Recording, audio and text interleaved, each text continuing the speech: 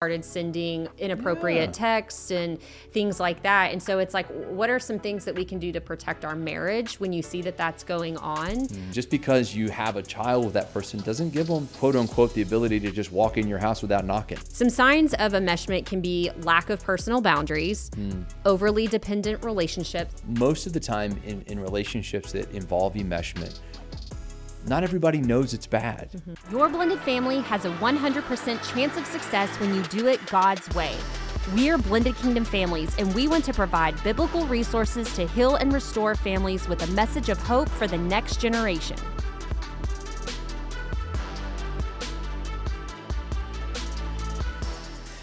Hey guys, welcome back to the BKF podcast. We are excited you're here with us today. For those who are awesome, I'm coming up with a new one every time we do this, but click the subscribe button. Yes. Be a part of our community. Yeah, we want you here.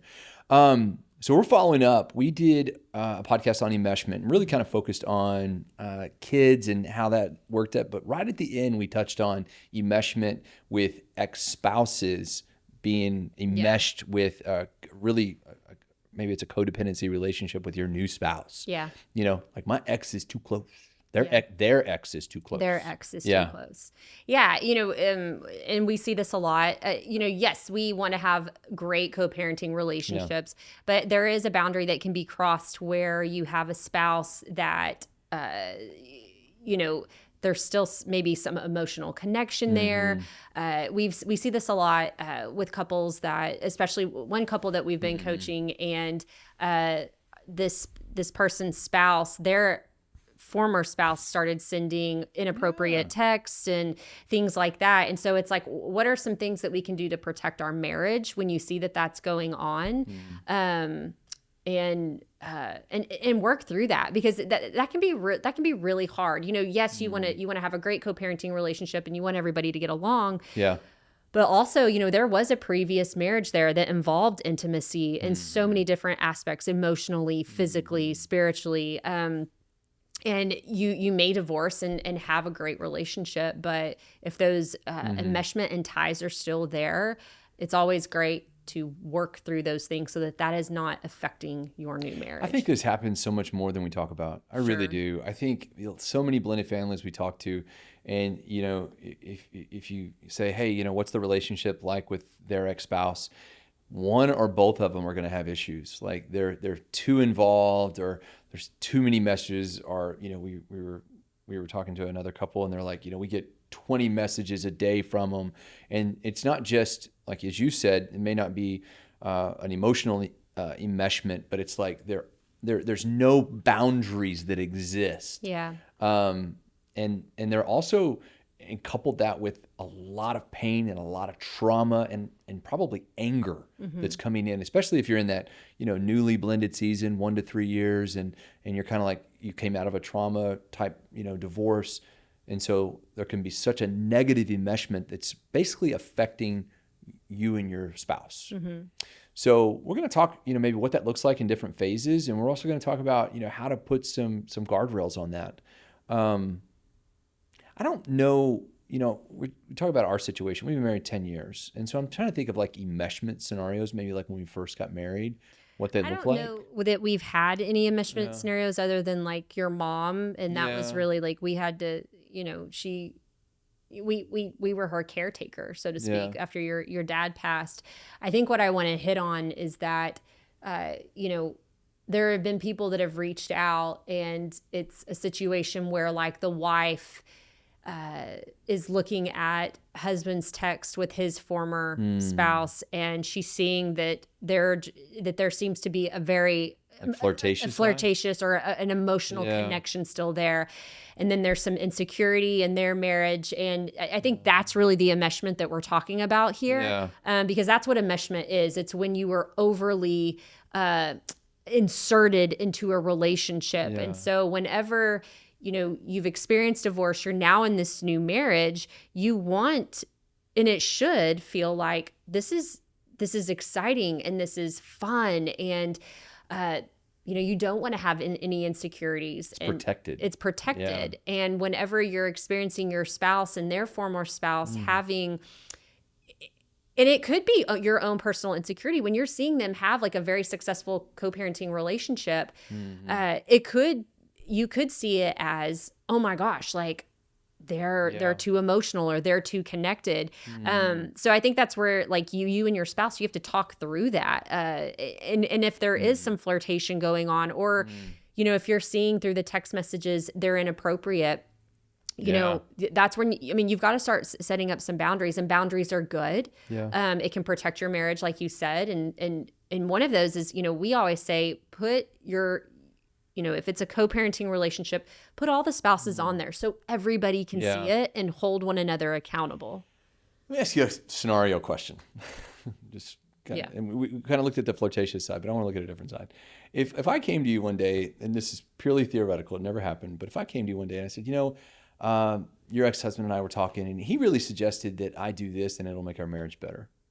I don't know if that would land very well. No, that would not. So what I'm saying is when maybe your ex-spouse kind of inserts themselves and says, he goes to you and says, hey, in our marriage, you didn't do this so well. So in your next marriage, make sure that you do this differently. Yeah. So what I'm saying is they're close enough, maybe they're close enough friends where they're advising on your marriage or your relationship. Yeah. And that enmeshment, or that idea of going backwards and saying, hey, what did I do differently? What did I do wrong here? And what can I do differently? Going to your ex-spouse. So that friendship can now become an enmeshment.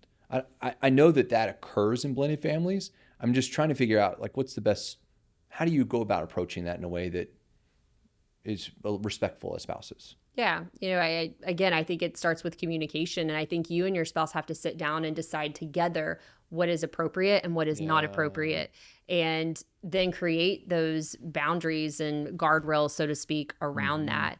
And everybody's co-parenting relationship is different. Yeah. For us, there have been seasons when it's been the four of us on text threads. And then in the beginning, it was more so just me and my ex, just me and him. But over time, it was all four of us. And that's just kind of what we typically prefer. It's group. Some people, it works better when the spouse, the step parent, so to speak, is not in it, and it's just the bio parents. I think you have to do, you have to look at your marriage. You have to talk about this with your spouse and decide what is the best for your marriage. And then what is God's best for your marriage and God's best for this relationship? There is more accountability when your spouse is involved. And so, again, it's going to look different for everybody. It also depends on your maturity and however healthy you are. Yeah, I think that like I said, it does look different, but I think universally we know when it's not good. Yeah. I think that's the whole point of, most of the time in relationships that involve enmeshment, not everybody knows it's bad. They don't realize it. Sure. They don't recognize that, oh my gosh, I have too much of a emotional reliance on my ex-spouse. And a lot of people in blended families, because of before it was financial reliance, that almost was ensued, that would have emotional reliance. Yeah. It's like, if I'm paying you, I'm telling you. Yeah. And so then you're carrying that. You may not be carrying the financial support anymore, but you're carrying that into a new marriage where the emotional side continues to come with you. And you may not even recognize it. Right. I know that there was a couple specifically that we were working with, and they were beginning to blend. So they had gotten engaged, had not married yet. They were getting premarital counseling. And the wife, the soon-to-be wife, she depended heavily on her ex-husband. He was financially providing in a lot of areas, and the new husband didn't like this. He said, if we are getting married, the two are becoming one, and I'm to be your provider. I'm to be the one that supports this family. And she didn't like that. She still wanted her ex-spouse to provide. And to be honest, they didn't get married.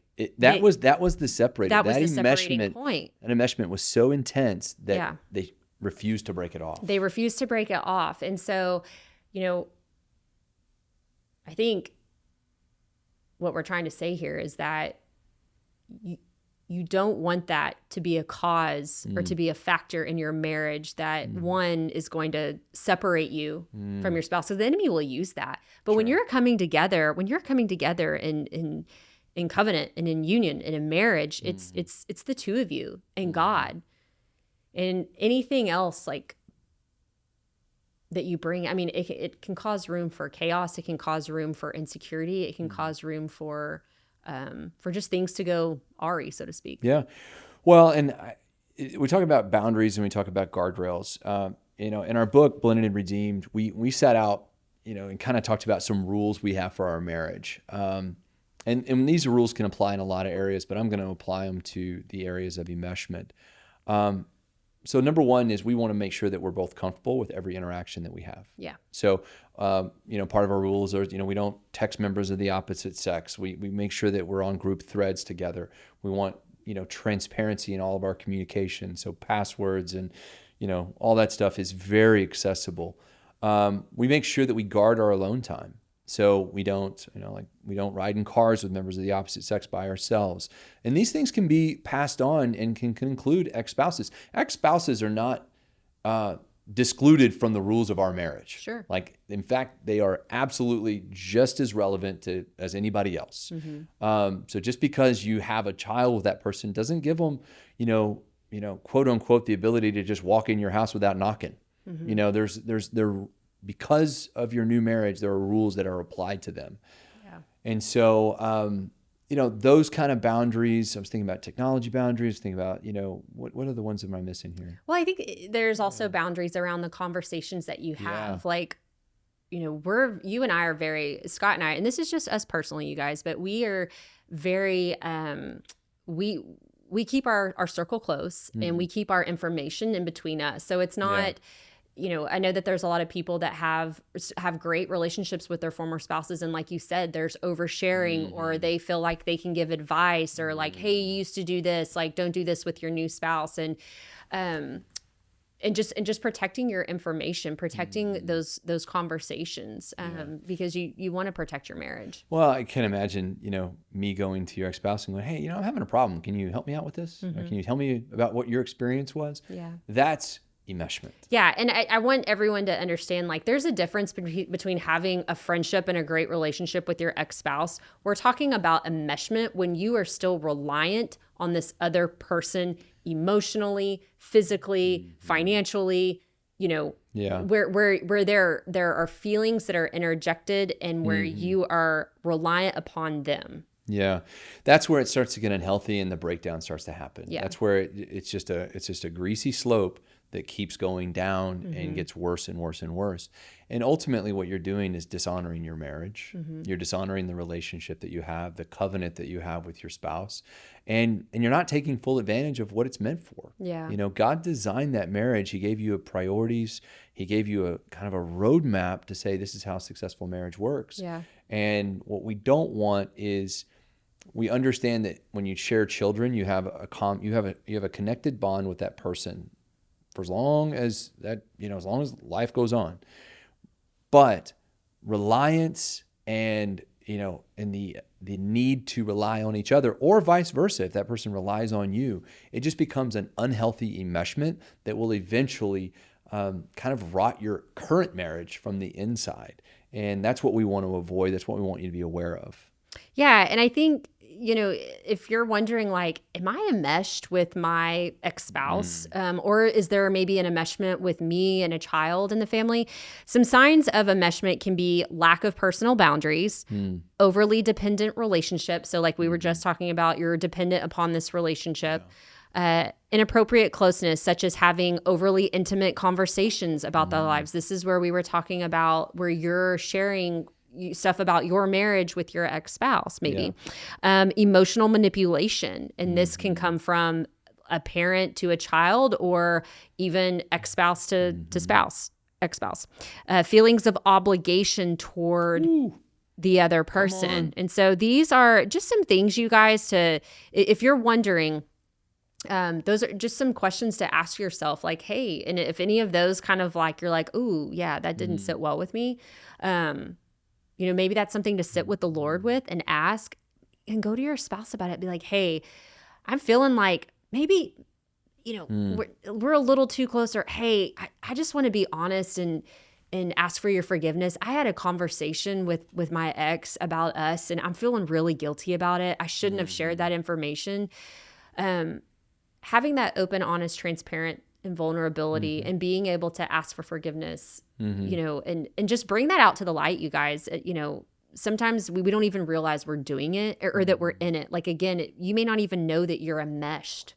Well, I think a lot of it is habitual. Even after, let's say you get divorced and you're single for a while, there's an enmeshment that kind of, I wouldn't say happens naturally, but is kind of given for the territory. Like, you're not married, but you're not married to somebody else. So you start developing habits of enmeshment, of reliance, of talking or sharing. And all of a sudden you get married, and you think those behaviors are just going to disappear.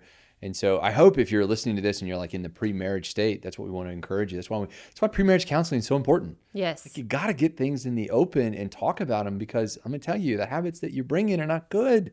There's some unhealthy things there, and you got to work through them. So, this conversation, and then the one previous where we talked about enmeshment with kids and maybe parents, I think are just part of the symptoms that blended families deal with. I think we're trying to hit like these little things and kind of talk about them and go, hey, we've seen this. As we've been coaching, which is one of the things I love about our coaching program, is we get to really, interact with a lot of different families that are going through different scenarios, different than ours. Yeah. So if you're listening to this and you never, tapped into our coaching program, you can go to our website. We offer a variety of coaches and opportunities to interact with our team at Blended Kingdom Families. But our hope is that you look at this and say, hey, if I'm in this, let's go and try to get some help. Yeah, absolutely. Because we want you to have the best marriage possible and the healthiest marriage possible. Yeah, love it. All right, guys, we'll be back next week. Don't forget to subscribe. Shoot us some feedback. If you're dealing with a situation and you want us to kind of chime in on it or talk about it, you can email us at info@blendedkingdomfamilies.com. We'd love to talk about it. So have a wonderful day. Be blessed in all that you do. Hey friends, so glad you were here with us today, and I hope you enjoyed today's episode. You can find more resources from Blended Kingdom Families at blendedkingdomfamilies.com. Join us again next time as we talk about more blended family topics. Be blessed in all that you do, and remember, nothing will be impossible with God.